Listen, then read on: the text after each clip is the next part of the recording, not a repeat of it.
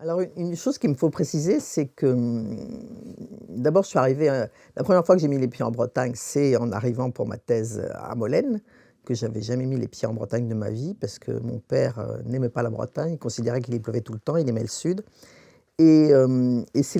les Bretons qui m'ont convaincue que j'étais bretonne finalement, avec mon nom l'oblique. Je pouvais pas leur dire que j'étais pas bretonne alors que ma famille pour moi venait de Normandie, de façon lointaine. Puisque toute ma famille est arrivée en région parisienne à la génération de mes grands-parents pour y chercher du travail. Donc j'ai aucune attache ni en Normandie ni en Bretagne à l'époque. Et donc une des choses qui m'a frappée entre le terrain kanak et le terrain molénais, c'est la différence entre ce qui fait un pêcheur. En Bretagne, en France, partout, on est pêcheur. Là, c'était des pêcheurs de petite pêche côtière. On est pêcheur parce qu'on est inscrit maritime et donc c'est une profession et c'est une profession comme on peut faire marin de commerce ou je ne sais quoi d'autre comme métier agriculteur. En kanak, on est pêcheur de naissance puisque, comme je l'ai dit tout à l'heure, c'est parce qu'on appartient à un clan pêcheur et qu'on a donc les droits et les rituels pour faire la pêche. Donc ça, c'était quelque chose d'important aussi. Souvent, on me demandait dans mes candidatures ce que je tirais de ma comparaison entre mes terrains molénais et kanak. Et en fait, à part une connaissance de la mer particulière du fait qu'ils sont pêcheurs et qui était complètement différente entre la Calédonie et la France, j'en tirais pas grand-chose en tant que tel, parce que c'était des choses complètement séparées. Le fait d'être pêcheur parce qu'on est dans un clan pêcheur, ou d'être guerrier parce qu'on est dans un clan guerrier, ou d'être maître de l'igname, donc c'est des choses qui sont complètement différentes, puisqu'il n'y a pas de choix au départ, alors que en Bretagne, il y a quand même le choix d'être inscrit maritime et d'avoir une formation en tant que telle. À l'époque, mousse, etc. Quand on était jeune, on embarquait comme mousse et puis on suivait ensuite la formation. Il n'y avait pas forcément d'école. Dans le temps, il n'y avait pas forcément d'école non plus d'apprentissage du métier de pêcheur. Ça se faisait sur le terrain, à bord des bateaux avec les plus anciens. Et donc moi, quand je suis partie à la pêche, que ce soit en Bretagne ou en Nouvelle-Calédonie, enfin, ou à bord des bateaux, mon rôle en tant qu'ethnologue était d'observer ce qui se passait, de prendre des photos. Je travaille beaucoup à l'aide de photos. Et souvent, surtout en Bretagne, quand ils étaient en train de pêcher, ils n'avaient pas le temps de répondre à mes questions. Donc moi, j'observais beaucoup et je posais les questions après au retour à terre. En Calédonie, j'avais plus le temps de poser des questions pendant que j'étais à bord des pirogues, pendant qu'on naviguait, et c'était plus facile de poser des questions aussi. Mais c'est pareil, dans le feu de l'action, on ne pose pas de questions,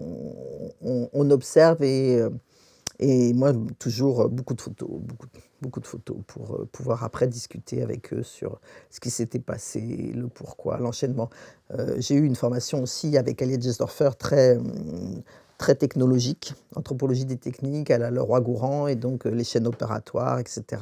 Et donc le but aussi de toutes ces prises de vue était de pouvoir reconstituer après l'enchaînement des différentes opérations, actes, gestes, et de décrire les chaînes opératoires et de les comparer.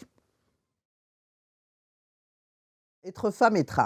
travailler sur des sociétés de pêcheurs, donc avec des milieux exclusivement masculins,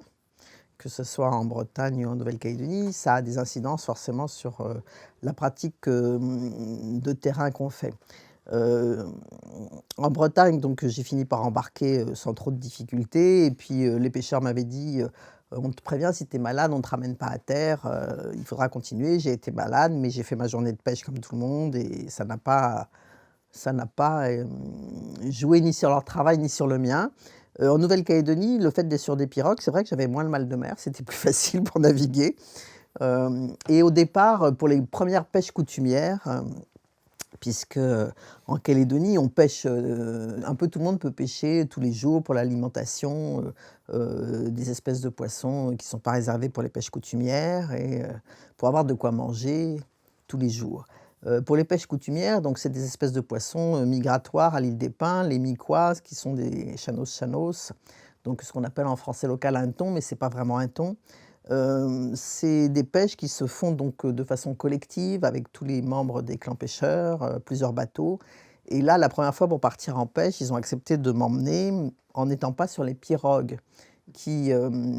qui mouillaient il y a 2 pirogues qui se mettent à mouiller le filet en rond comme ça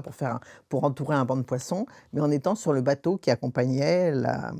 les 2 pirogues et qui servait à ramener le poisson après à terre.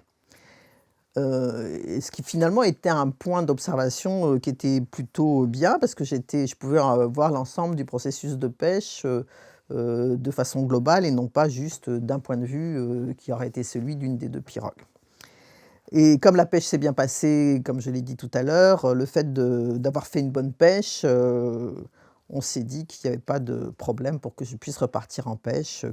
ma présence ne gênait pas les ancêtres puisque, en Nouvelle-Calédonie, toute action que l'on fait se fait avec l'appui des ancêtres, quelle que soit l'action, proprement dite. Et donc avant de partir en pêche, comme au retour de pêche, on fait un geste, auprès des ancêtres, on jette, un tabac à la mer, ou on va à un endroit précis, faire un rituel avant de partir, déposer un présent pour, que la pêche se déroule, correctement. Et donc à partir du moment où tout s'était bien passé, c'était pour moi, la permission en somme de pouvoir, continuer à travailler avec les pêcheurs. Et donc le fait d'être femme donc ne m'a pas gênée plus que ça pour pouvoir travailler sur les sociétés de pêcheurs. Il est vrai que dans certaines sociétés, certaines de mes collègues ont eu plus de mal à embarquer ou n'ont pas pu embarquer sur des bateaux parce que c'était strictement interdit. Après les contextes varient, les personnes varient. Je pense que, voilà, pour moi, c'était pas quelque chose d'insurmontable. Et je me rappelle que lors du premier terrain, quand je suis arrivée, à l'île des Pins, j'ai expliqué ce que je venais faire donc en présentant mon geste coutumier, en disant: «Voilà, j'arrive, je viens de France, je viens étudier la façon dont vous pêchez, les rituels, les connaissances du milieu maritime». Hem, du coup, je m'étais restreinte moi-même dans ce que j'allais étudier et quand j'ai voulu, faire soit les généalogies, soit avoir des histoires de traditions orales, des mythes et tout, on m'a dit: «Non, non, tu es venue pour étudier les pêcheurs, donc ça fait pas partie de ton sujet, donc voilà, tu restes sur les pêcheurs». Ça m'a servi de leçon et quand je suis retournée les années suivantes,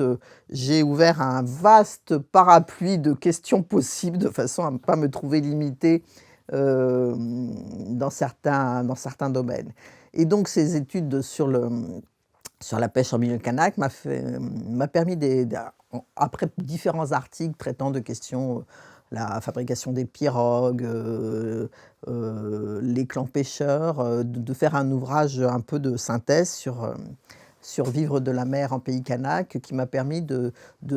faire un panorama un peu global de, c'est quoi être pêcheur en Nouvelle-Calédonie, dans un clan pêcheur, les connaissances du milieu maritime, les rituels et cetera. Et de là, pendant que j'étais donc, à faire ces études, quand je suis revenue avant de publier l'ouvrage, qui a d'abord donné lieu à un rapport, au ministère qui avait payé les terrains, puisque j'étais partie sur, 2 appels d'offres, ministère de la Culture, mission du patrimoine ethnologique et Cordette, du ministère de l'Outre-mer. Je on 1984 avait eu lieu, donc la montée des revendications, kanak indépendantistes et une chose m'avait frappée quand j'étais sur le terrain, c'était, les techniciens en charge du développement en Nouvelle-Calédonie, qui étaient généralement des métropolitains ou des blancs de Nouvelle-Calédonie, me disaient toujours: «La coutume empêche le développement». Et donc cette phrase, m'a un peu titillée, si je puis dire, et donc j'ai choisi de faire une étude sur le développement économique en milieu kanak, qui m'a permis de publier en 93 l'ouvrage «Les Kanaks face au développement, la voie étroite». Et pour ce faire, je suis partie de ce que j'avais fait au niveau de la pêche, en faisant une enquête avec le syndicat des pêcheurs de la côte est de la Grande Terre de Nouvelle-Calédonie, pour recenser un peu tous les engins de pêche qui existaient, sur toutes ces communes de la côte est de la province nord et de voir un peu où en était la pêche, en milieu kanak. Parce qu'il y a eu de nombreuses opérations de développement, les bateaux Fadil et cetera, qui étaient des on payait des petits bateaux, hors bord, au kanak pour faire la pêche, et puis, ça n'avait pas forcément les résultats escomptés parce qu'en fait, il y avait un désaccord profond entre les techniciens du développement et les pêcheurs, kanak, de l'autre côté. Et donc, j'ai fait cette étude sur, les canaks vers ce développement en me basant après, en 1989 sur une commune de la côte est de la Grande Terre, Ponériouin, où j'ai étudié toutes les réalisations économiques qui ont été faites, par les Kanaks sur cette commune. Une coopérative, scierie, magasin coopératif, d'alimentation et ce qui a donné donc cet ouvrage «Les Kanaks face au développement». De façon à voir de plus près, le pourquoi de cette vision, négative, de la coutume par, les opérateurs du développement en Nouvelle-Calédonie. En fait, cette vision part d'un malentendu de départ, c'est-à-dire, qu'est-ce que le développement? On partait du principe que, le développement, ça équivaut une société développée, c'est la nôtre ici en France par exemple, et ça nie le fait que chaque société de toute façon est développée à son propre développement et le fait que les Kanaks, n'avaient pas la même vision du développement que, l'avaient les opérateurs de développement en Nouvelle-Calédonie. C'est un choix de société aussi, c'est le fait, qu'on n'a pas envie non plus de travailler, 7 jours sur 7, pour gagner de l'argent, mais qu'on a une autre vision de la société et ce qu'on appelle la coutume en Calédonie, c'est en fait cette organisation sociale qui fait que les clans vivent, en harmonie les uns avec les autres, en conflit aussi, parce qu'il faut pas croire que tout va toujours bien, d'un clan à un autre. Il y a aussi des conflits fonciers, il y a plein de problèmes, mais que ce qui gère la vie, ce sont les relations et non pas, le travail. D'ailleurs, en Calédonie, quand on a une coutume à faire, un geste à préparer pour un deuil, pour un mariage ou quoi que ce soit, on dit: «J'ai un travail à faire». Donc il y a vraiment une notion de travail, complètement différente et ce qui permet de comprendre un peu cette, divergence, d'appréciation entre les développeurs et ceux que l'on souhaiterait développer. Et puis c'est aussi le fait qu'on a voulu, développer des choses qui n'étaient pas forcément en adéquation avec ce que les Kanaks, souhaitaient faire. Au début de la colonisation, ils ont planté, le café ombrage, c'est-à-dire on plantait les caféiers à l'ombre, au milieu d'autres plantations et puis après on a décidé qu'il fallait faire du café soleil parce que le café soleil était beaucoup plus productif. Sauf que le café soleil demandait beaucoup plus d'entretien, beaucoup plus de et donc ça ne correspondait pas du tout à la au mode de travail des Kanaks dans leurs champs. Et on a planté des pinus, on a fait plein de choses qui étaient en décalage total avec, la vie des Kanaks, sur leur terre, en tribu, ce qu'on appelle les tribus en Calédonie, c'est-à-dire là où ils ont été cantonnés par la colonisation au départ, et dont ils n'avaient pas le droit de sortir, jusqu'en 1946 sans autorisation. Ce qui fait que cette étude m'a permis d'avoir une autre vision, du développement, je me suis beaucoup basée sur des travaux de Serge Latouche sur, qu'est-ce que le développement et en voyant comment ça se passait en Nouvelle-Calédonie et en me basant aussi sur ce qui se passait au niveau de la pêche, par exemple,